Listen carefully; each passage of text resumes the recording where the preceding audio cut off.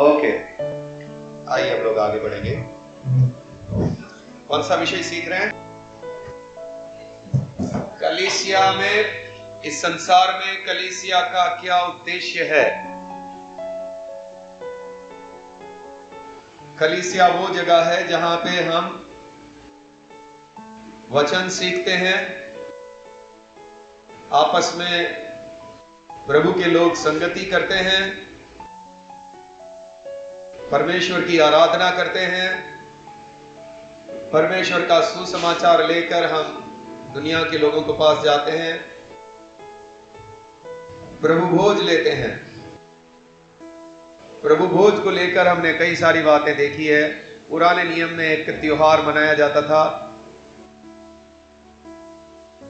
फसह का त्योहार।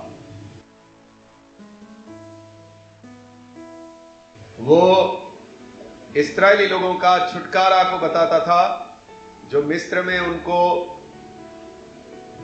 एक मेमना काटकर उसका लहू घर पर लगाना था, और जिस घर पर लहू नहीं होगा उस घर में पहिलौठा बेटा मरेगा। तो वो फसह का त्योहार उस यादगारी के लिए बनाया जाता था। उसी को बदलकर प्रभु यीशु मसीह ने प्रभु भोज रख दिया, और कई सारी बातें हमने देखा प्रभु भोज में, माफ करें, फसह के त्योहार में और मसीही जीवन में मिलता जुलता है। उन बातों को हमने देखा। उसमें आखिरी में हमने देखा कि जो लहू लगाना था, वो लहू क्यों रखा गया था। हमने देखा कि मनुष्य का प्राण लहू में रहता है। लहू निकल जाए तो आदमी जीवित नहीं रहेगा, मर जाएगा। तो परमेश्वर ने बोला था लहू के द्वारा प्रायश्चित किया जाएगा। उसमें हमने कई सारी बातें देखी। लहू के द्वारा हमें खरीदा गया, लहू के द्वारा हमें छुड़ाया गया। अभी हम तीसरा उसमें देखते हैं, प्रभु यीशु मसीह के लहू के द्वारा हम लोग धर्मी ठहरे।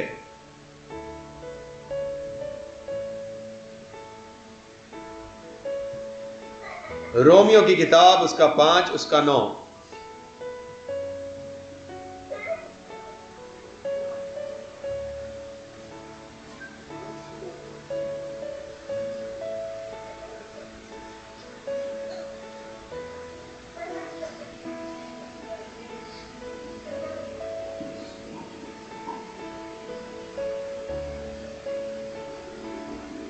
हाँ, पढ़ेंगे। अतः जबकि हम अब उसके लहू के कारण धर्मी ठहरे, तो उसके द्वारा परमेश्वर के क्रोध से क्यों न बचेंगे। उसके लहू के कारण धर्मी ठहरे। प्रभु यीशु मसीह के लहू के कारण धर्मी ठहरे। एक और वचन पढ़ेंगे, प्रेरितों के काम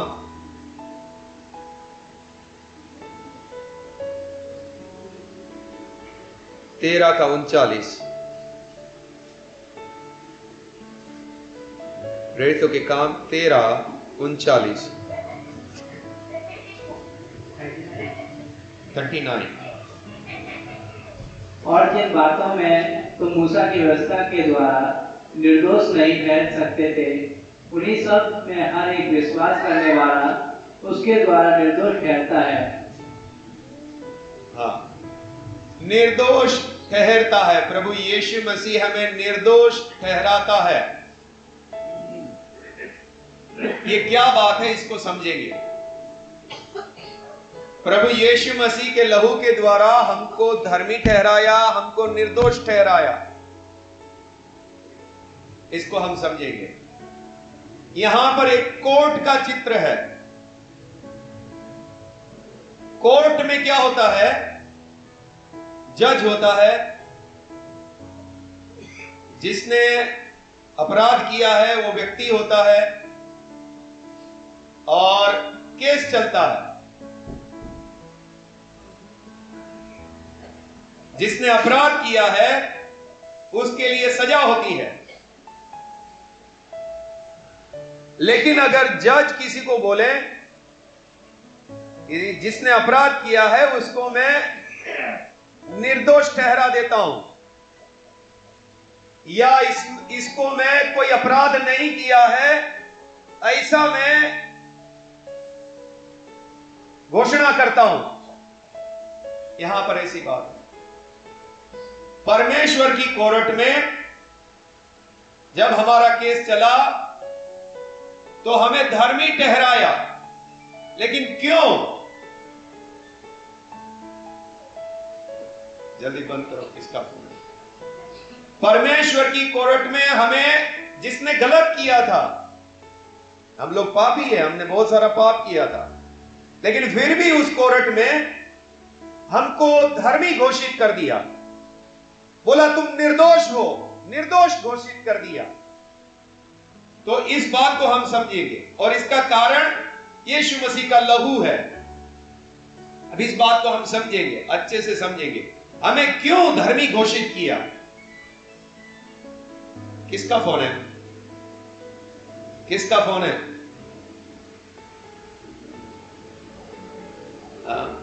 भाई साहब बंद कर दीजिए।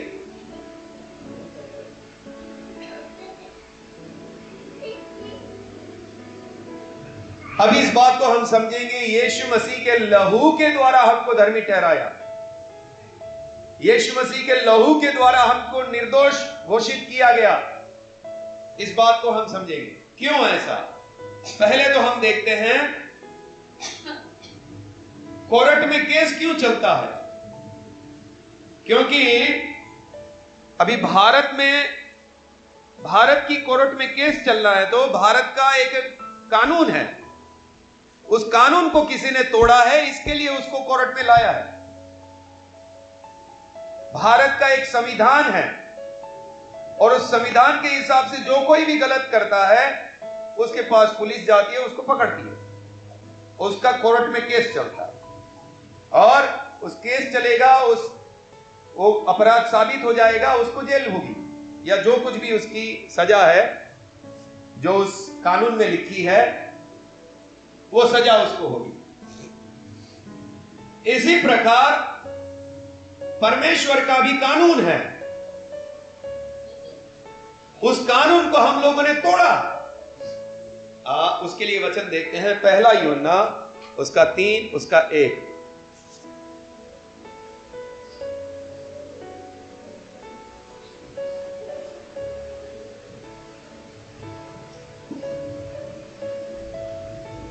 हाँ पढ़िए।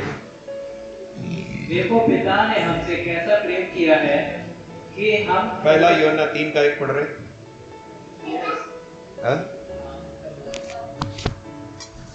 3 का 1 ही है। एक मिनट, मेरा गलती हो सकता है।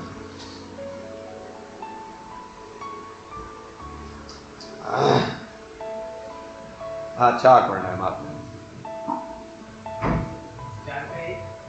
3 का 4। पहला यूहन्ना 3 उसका 4, माफ करें बदली कर दीजिए जो भी लिखा है। पहला यूहन्ना 3 उसका 4। जो कोई पाप करता है, जो कोई पाप करता है वह व्यवस्था का विरोध करता है। व्यवस्था यानी कि परमेश्वर का कानून। जो कोई पाप करता है वो व्यवस्था का विरोध करता है। आगे, और पाप को व्यवस्था का विरोध है। पाप व्यवस्था का विरोध है, यानी कि आप झूठ बोल रहे हैं, आप परमेश्वर के कानून को तोड़ रहे हैं, आप गलत नजर कर रहे हैं, आप परमेश्वर के कानून को तोड़ रहे हैं, आप लालच कर रहे हैं, परमेश्वर के कानून को तोड़ रहे हैं, आप व्यवस्था का विरोध कर रहे हैं। तो जो पाप है वो व्यवस्था का विरोध है।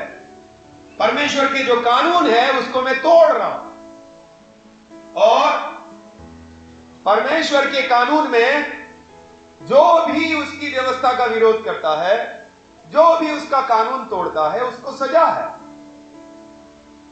इस यहेजकेल 18 उसका 4 और 20। यह है Ezekiel 18 उसका 4 और 20।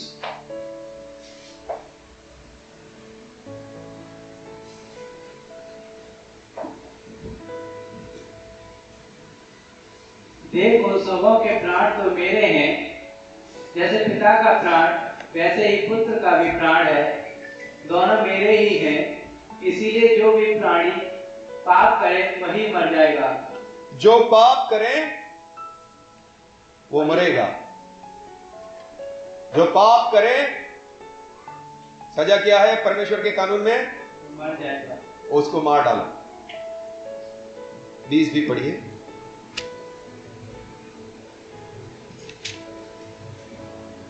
जो प्राणी पाप करे वही मरेगा।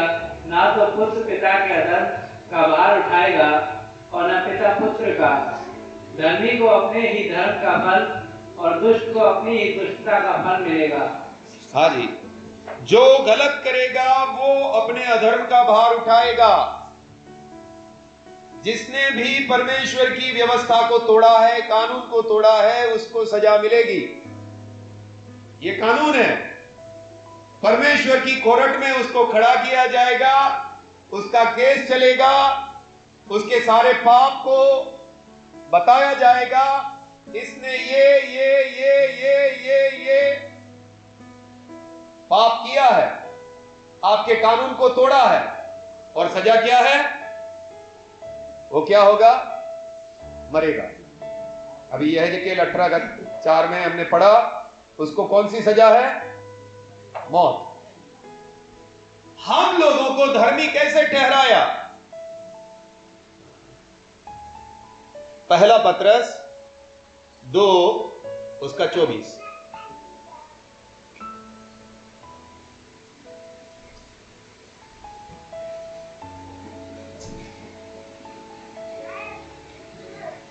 वह आप ही हमारे पापों को अपनी देह पर लिए हुए क्रूस पर चढ़ गया। ओके, हमको धर्मी ठहराने के पीछे कारण क्या है?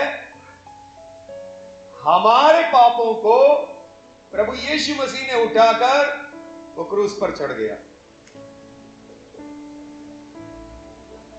मुझे परमेश्वर की कोर्ट में क्यों धर्मी ठहराया जा रहा है, निर्दोष ठहराया जा रहा है?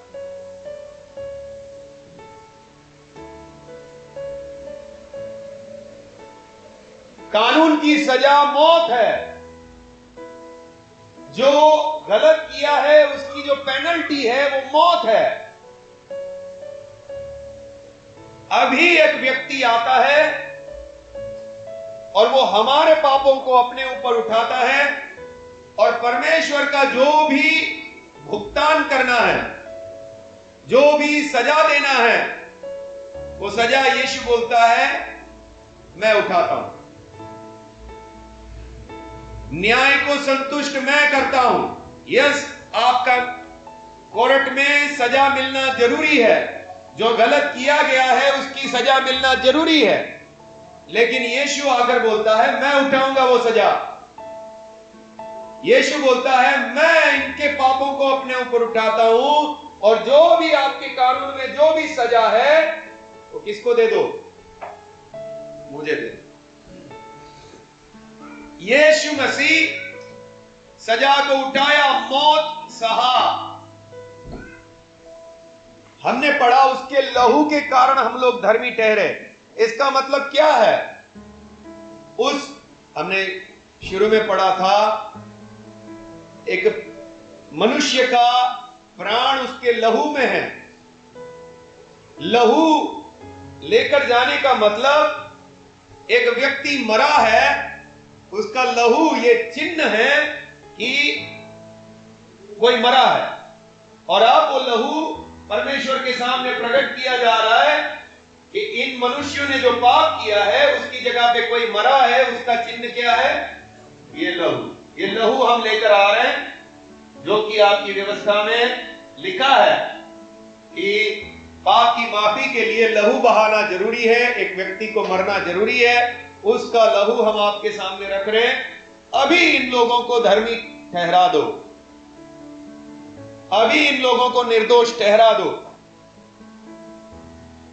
हमें निर्दोष क्यों ठहराया गया या धर्मी क्यों ठहराया गया, जबकि हम पापी हैं? और ये धर्मी कब ठहराया जाता है, निर्दोष कब ठहराया जाता है?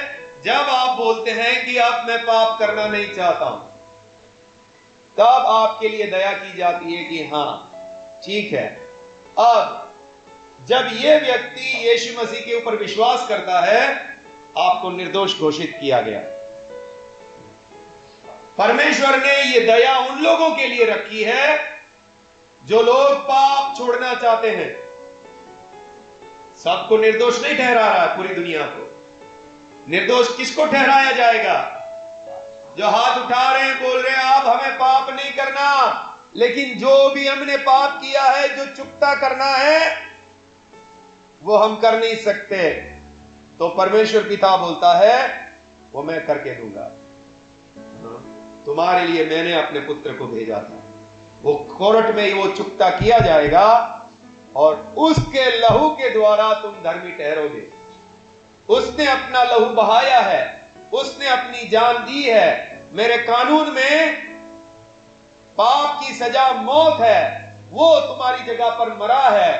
इसके लिए तुमको अब मेरी कोर्ट में निर्दोष घोषित किया जाता है, धर्मी घोषित किया जाता है, लेकिन आगे से तुमको पाप नहीं करना। पुराने नियम में अगर बलिदान चढ़ाते थे तो कई जगह पर परमेश्वर ये प्रकट करता था कि मैंने बलिदान को स्वीकार किया। तो हमें कैसे मालूम यीशु मसीह का बलिदान स्वीकार हुआ है कि नहीं? यीशु मसीह ने अपने प्राण दिए, क्रूस पर चढ़ा। अभी परमेश्वर को यह साबित करना होगा कि मैंने इस बलिदान को स्वीकार किया है, जिसकी वजह से यह बलिदान दिया गया। वो बलिदान किसकी वजह से दिया था? हमारे पापों की क्षमा के लिए। अब परमेश्वर ने उस बलिदान को स्वीकार किया है कि नहीं, परमेश्वर को यह चिन्ह दिखाना पड़ेगा। पुराने नियम में भी कई लोगों ने बलिदान चढ़ाए और परमेश्वर ने प्रकट किया कि मैं इस बलिदान को ग्रहण किया हूं। उसमें हम लोग कुछ उदाहरण देखेंगे। उत्पत्ति की किताब 4, सबसे पहला उदाहरण है हाबिल और कैन। हाबिल का बलिदान को परमेश्वर ने ग्रहण किया और परमेश्वर ने प्रकट किया कि मैं हाबिल के बलिदान से प्रसन्न हूं, मैं ग्रहण करता हूं। उत्पत्ति 4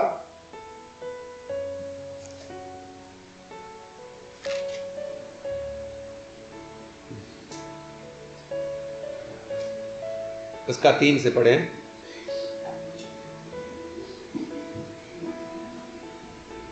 कुछ दिनों के पश्चात कैन यहोवा के पास भूमि की उपज में से कुछ भेंट ले आया और हाबिल भी अपनी भेंट बकरियों के कई एक पहलौठे बच्चे भेंट चढ़ाने ले आया और उनकी चर्बी भेंट चढ़ाई। तो यहोवा ने हाबिल और उसकी भेंट को तो ग्रहण किया, परंतु कैन और उसकी भेंट को उसने ग्रहण ना किया। तब कैन अति क्रोधित हुआ और उसके मुंह पर उदासी छा गई। ओके, यहां पर हम देखते हैं परमेश्वर ने हाबिल की भेंट को ग्रहण किया। यहां पे बताया नहीं गया कि कौन सा चिन्ह दिखाया, लेकिन किसी भी तरह से परमेश्वर ने चिन्ह दिखाया कि हाबिल मैं तेरी भेंट को ग्रहण करता हूं। नूह के समय में देखते हैं उत्पत्ति 8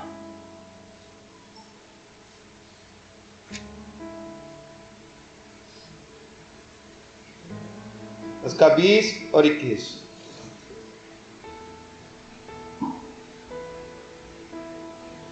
तब नूह ने यहोवा के लिए एक वेदी बनाई और सब शुद्ध पशुओं और सब शुद्ध पक्षियों में से कुछ कुछ लेकर वेदी पर होम बलि चढ़ाया। ओके, अभी यहां पर नूह जो है परमेश्वर के लिए होम बलि चढ़ा रहा है। अब देखो परमेश्वर ग्रहण करता है, उसका चिन्ह देगा आगे। इस पर यहोवा ने सुखदायक सुगंध पाकर सोचा, मनुष्य के कारण मैं फिर कभी भूमि पर साफ न दूंगा। किताब मनुष्य के मन में बचपन से जो कुछ उत्पन्न होता है वह बुरा ही होता है, तो भी जैसा मैंने सब जीवों को अब मारा है, वैसा उनको फिर कभी ना मारूंगा। आगे। अब से जब तक पृथ्वी बनी रहेगी, तब तक बोने और काटने के समय, ठंड और तपन, धूप और शीतकाल, दिन और रात निरंतर होते चले जाएंगे। ओके, अब यहां पे हम देखते हैं कि परमेश्वर चिन्ह देता है कि मैंने तुम्हारी भेंट को ग्रहण किया है, और परमेश्वर उनको रेम्बो को क्या बोलते हैं हिंदी में?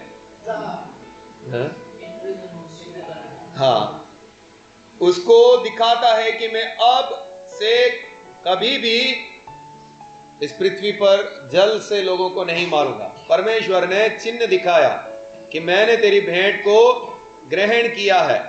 हाँ, यहां पर वो बात नहीं लिखी है ना?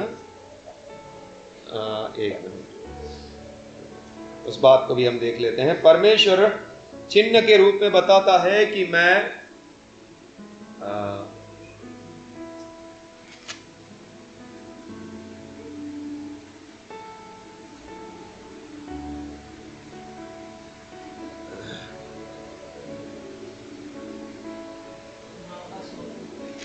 नौ का 16 पढ़े। बादल में जो धनुष होगा, मैं उसे देख के सदा की वाचा स्मरण करूंगा, जो परमेश्वर के और पृथ्वी पर के सब जीवित शरीरधारी प्राणी के बीच में बनी है। हाँ, आगे। फिर परमेश्वर ने नूह से कहा, जो वाचा मैंने पृथ्वी भर के सब प्राणियों के साथ बांधी है, उसका चिन्ह यही है। हाँ, परमेश्वर ने उसकी भेंट को ग्रहण किया, उसके बाद चिन्ह भी दिया, धनुष दिखाया। हाँ, तो बारिश के समय हम लोग देखते हैं आकाश में वो धनुष दिखता है, बारिश के समय में ही आता है। वो परमेश्वर का चिन्ह है, वाचा का चिन्ह है कि मैं इस पृथ्वी को जल से मारूंगा नहीं। हाँ, ये परमेश्वर का वाचा का चिन्ह है। ओके, तो यहां भी नूह के बलिदान को, नूह की होम बलि को परमेश्वर ने ग्रहण किया, उसका चिन्ह दिखाया। हाबिल की भी भेंट को ग्रहण किया, हाबिल के बलिदान को ग्रहण किया, नूह के बलिदान को ग्रहण किया। अब हम देखते हैं एलिया के बलिदान का। पहला राजा 18 उसका 38।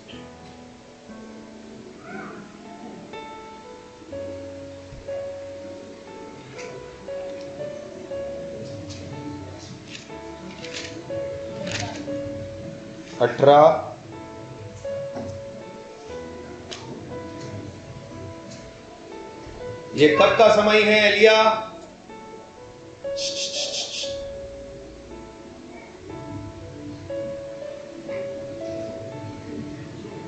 पूरा इस्राएल देश मूर्ति पूजा में चला गया, और ऐसे समय में एलिया खड़ा होता है, वो परमेश्वर से प्रार्थना करता है कि प्रभु, तूने तो बोला था कि अगर तेरी आज्ञा का पालन नहीं करेंगे तो तू बारिश नहीं देगा, लेकिन ये लोग को तो बारिश मिल रही है, ये लोग तो तुझे छोड़ दिए, ये लोग तो मूर्ति पूजा कर रहे हैं, फिर भी तू बारिश क्यों बंद नहीं कर रहा?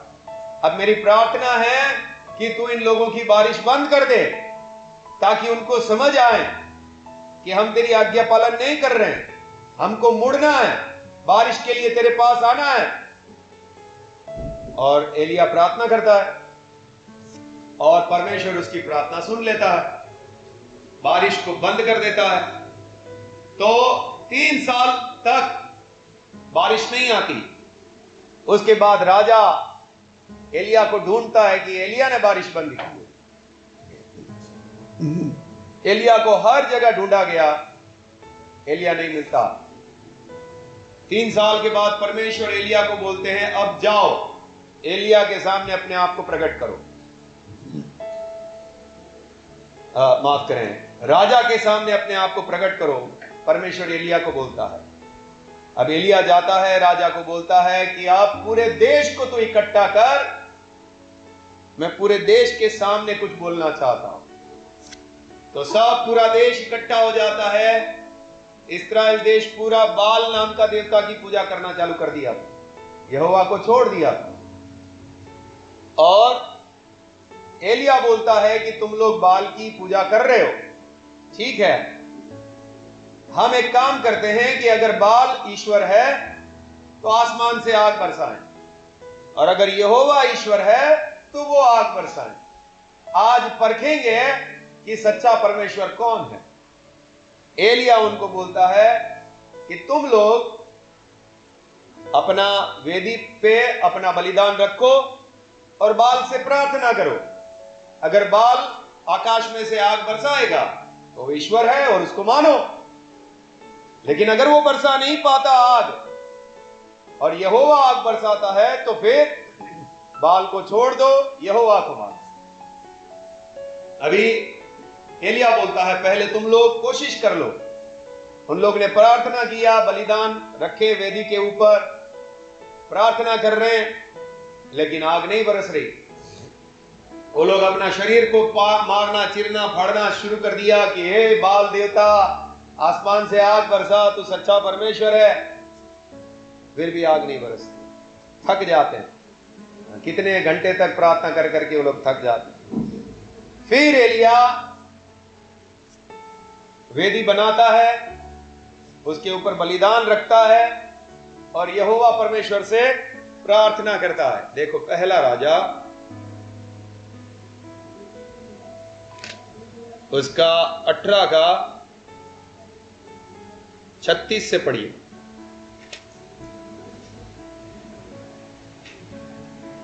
फिर भेंट चढ़ाने के समय एलिया नबी समीप जाकर कहने लगा। भेंट चढ़ाने का समय यानी 3 बजे शाम के, हाँ, उस समय में प्रार्थना करके बोल रहा है। क्या बोल रहा है? हे अब्राहम, इसहाक और इजराइल के परमेश्वर यहोवा, आज यह प्रकट कर कि तू इजराइल में तू ही परमेश्वर है और मैं तेरा दास हूँ और मैंने ये सब काम तुझसे वचन पाकर किए हैं। हालेलुया। आगे। हे यहोवा, मेरी सुन कि लोग जान ले कि यह यहोवा तू ही परमेश्वर है और तू ही उनका मन लौटा देता है। तब यहोवा की आग आकाश से प्रकट हुई और होम बलि को लकड़ी और पत्थरों और धूल समेत भस्म कर दिया और गड्ढे में जल भी सुखा दिया। यह देखकर सब लोग मुंह के बल गिरकर बोल उठे, यहोवा ही परमेश्वर है, यहोवा ही परमेश्वर है। आगे। एलिया ने उनसे कहा, बाल के नबियों को पकड़ लो, उनमें से एक भी छूटने ना पाए। तब उन्होंने उनको पकड़ लिया और एलिया ने उन्हें नीचे किसोन के नाले में ले जाकर मार डाला। हाँ, परमेश्वर ने भेंट को ग्रहण किया करके चिन्ह प्रकट किया, आकाश में से आग बरसाया। यहां पे भी परमेश्वर चिन्ह दे रहा है।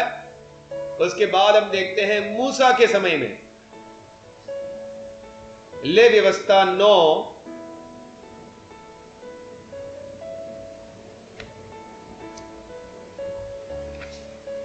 ले व्यवस्था की किताब उसका 9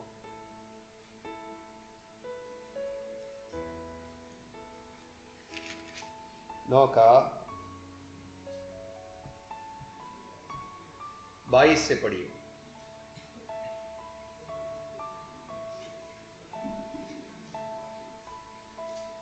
तब हारून ने लोगों की ओर हाथ बढ़ाकर उन्हें आशीर्वाद दिया और पाप बलि, होम बलि और मेल बलियों को चढ़ाकर वह नीचे उतर आया। तब मूसा और हारून मिलाप वाले तंबू में गए और निकलकर लोगों को आशीर्वाद दिया। तब यहोवा का तेज सारी जनता को दिखाई दिया और यहोवा के सामने से आग निकली और चर्बी सहित होम बलि को वेदी पर भस्म कर दिया। इसे देखकर जनता ने जय जयकार का नारा लगाया और अपने अपने मुंह के बल गिरकर दंडवत किया। हाँ, मूसा के समय में जब मिलाप वाला तंबू बनाया गया था, उस समय में मिलाप वाले तंबू के समर्पण के समय में होम बलि, पाप बलि, मेल बलियों को टुकड़ा करके वेदी के ऊपर रखा है और परमेश्वर की आग उसके ऊपर आती है, वो भस्म हो जाता है। और परमेश्वर ये बात को प्रकट करता है कि मैंने तुम्हारे कार्य को ग्रहण किया है मैंने तुम्हारी बलिदानों को ग्रहण किया है, इसको आग के द्वारा चमत्कारिक रूप से प्रकट करता है। हम मूसा के समय माफ करें, सुलेमान के समय में भी देखते हैं, मंदिर के समर्पण में। दूसरा इतिहास उसका 7।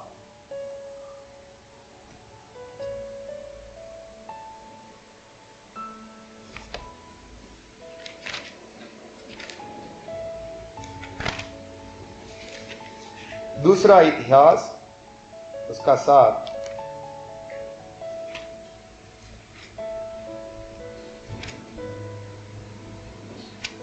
सात का 1 से पढ़िए। जब सुलेमान ने प्रार्थना कर चुका तब स्वर्ग से आग ने गिरकर भोग बलियों तथा अन्य बलियों को भस्म किया और यहोवा का तेज भवन में भर गया। याजक यहोवा के भवन में प्रवेश ना कर सके क्योंकि यहोवा का तेज यहोवा के भवन में भर गया था। सुलेमान ने यहोवा परमेश्वर के लिए मंदिर बनाया और मंदिर का समर्पण के समय होम बलि और अन्य बलि चढ़ाए और परमेश्वर ने प्रकट किया कि मैं आपके काम को ग्रहण करता हूं और आपके बलिदानों को ग्रहण करता हूं, और उस बलिदान के ऊपर आग बरसाया। ओके, अभी आते हैं मेन पॉइंट पे। हम यहां देखते हैं हाबिल की भेंट को ग्रहण किया, परमेश्वर ने प्रकट किया। नूह की भेंट को ग्रहण किया, परमेश्वर ने प्रकट किया। एलिया की भेंट को ग्रहण किया, परमेश्वर ने प्रकट किया। मूसा की भेंट को ग्रहण किया, परमेश्वर ने प्रकट किया। सुलेमान की भेंट को ग्रहण किया, यह भी परमेश्वर ने प्रकट किया। अभी यीशु मसीह अपने आप को बलिदान कर रहा, और बलिदान करने का कारण यह था कि इन लोगों के पापों को तू क्षमा कर, इन लोगों को तू धर्मी ठहरा दे, इन लोगों को निर्दोष ठहरा दे। तो अब हमें कौन सा ऐसा चिन्ह दिखाया गया कि परमेश्वर ने यीशु मसीह के बलिदान को ग्रहण किया? कोई बता सकता है? यहां पे हर एक बलिदान के समय जब भी परमेश्वर ने उस बलिदान को ग्रहण किया, चिन्ह दिखाया। हाबिल के समय में हमें नहीं मालूम, लिखा नहीं है, लेकिन कोई चिन्ह दिखाया कि मैंने ग्रहण किया। नूह के समय में धनुष दिखाया कि मैंने ग्रहण किया। एलिया के समय में आग बरसाया। मूसा के समय में भी आग के द्वारा चिन्ह दिखाया। सुलेमान के समय में भी आग के द्वारा बताया। प्रभु यीशु मसीह का बलिदान ग्रहण किया, उसके लिए कौन सा चिन्ह बताया?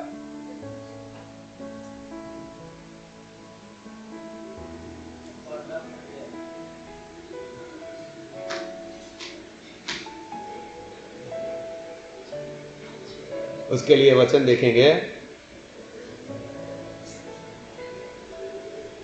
रोमियो 4 उसका 25।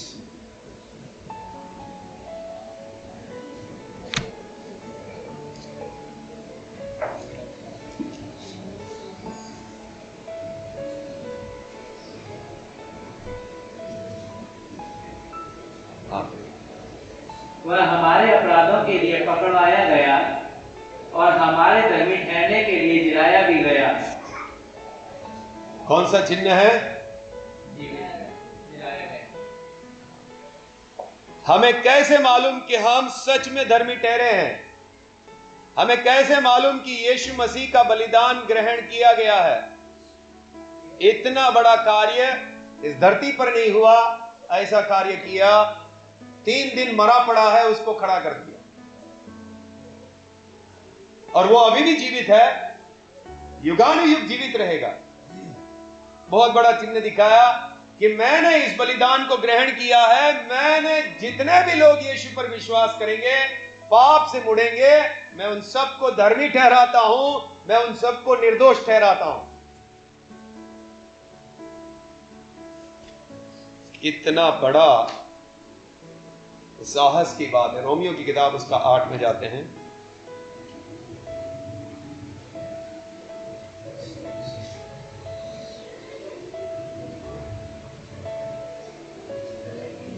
उसका 31 से पढ़िए।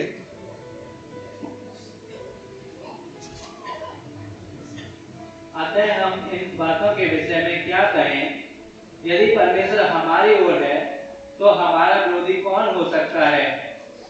जिसने अपने निज पुत्र को भी न रख छोड़ा परंतु उसे हम सब के लिए दे दिया, वह उसके साथ हमें और सब कुछ क्यों ना देगा? परमेश्वर के चुने हुओं पर दोष कौन लगाएगा? परमेश्वर ही है जो उनको धर्मी ठहराने वाला है। परमेश्वर के चुने हुओं पर कौन दोष लगाएगा? जब परमेश्वर ने, जो परम प्रधान है, जो सबसे बड़ी कोरट है, उसमें तुमको धर्मी ठहरा दिया गया है, तो अब तुमको कौन दोषी ठहराएगा? हाँ, आगे। फिर कौन है जो दंड की आज्ञा देगा? हाँ, अब तुमको दंड की आज्ञा कौन दे सकता है? हाँ, आगे। मसीह ही है जो मर गया वरन मुर्दों में से जी भी उठा और परमेश्वर की दाहिनी ओर है और हमारे लिए निवेदन भी करता है। हालेलुया। जब परमेश्वर ने हमको धर्मी ठहरा दिया तो अब हम पर कौन दोष लगाएगा? जब परमेश्वर ने हमारा दंड हटा दिया तो अब हमें कौन दंड दे सकता है? अब परमेश्वर हमारी ओर है। पहले परमेश्वर हमारे विरुद्ध था, इसका कारण हमने उसका कानून तोड़ा था, हमने उसकी व्यवस्था का विरोध किया था, इसके लिए परमेश्वर का दंड, परमेश्वर का क्रोध हमारे ऊपर था। लेकिन जब हमने मसीह को ग्रहण कर लिया, परमेश्वर की कोर्ट में हमको धर्मी ठहरा दिया, हमको निर्दोष ठहरा दिया और अब हमें कोई दोष लगाने वाला नहीं है, अब हमें कोई दंड देने वाला नहीं है। जो भी पाप हमने किए थे, जितनी भी दुष्टता हमने की थी, अब हम क्या है? निर्दोष है। अब हम धर्मी हैं। अब परमेश्वर हमारी ओर है। अब परमेश्वर के हम बेटे और बेटी है। और ये सब कुछ उस क्रूस के द्वारा हुआ, क्योंकि प्रभु यीशु ने हमारे पापों को अपने ऊपर उठाया और वो क्रूस पर जाकर मरा। तो जितने लोग अभी भी पाप से नहीं मुड़े हैं, जितने लोग अभी भी पाप से पश्चाताप नहीं किए हैं, प्रभु यीशु मसीह को अपना जीवन नहीं दिए हैं, वो अभी भी परमेश्वर के क्रोध के अधीन हैं, दंड के अधीन हैं। परमेश्वर की कोर्ट में उनको निर्दोष घोषित नहीं किया, परमेश्वर की कोर्ट में उनको धर्मी नहीं ठहराया। उन लोगों के लिए हमारा संदेश यही है कि मुड़िए और यीशु पर विश्वास कीजिए, प्रभु यीशु के पास आइए, अपने पापों से पश्चाताप कीजिए, ताकि आपको भी परमेश्वर की कोर्ट में निर्दोष घोषित किया जाए, धर्मी ठहराया जाए। और ये सब कुछ यीशु मसीह के लहू के द्वारा, यीशु हमारे लिए मरा, इसके द्वारा आज हम लोग धर्मी हैं, निर्दोष है। परमेश्वर हमारे विरुद्ध नहीं, हमारे साथ है। प्रभु आपको आशीष दे।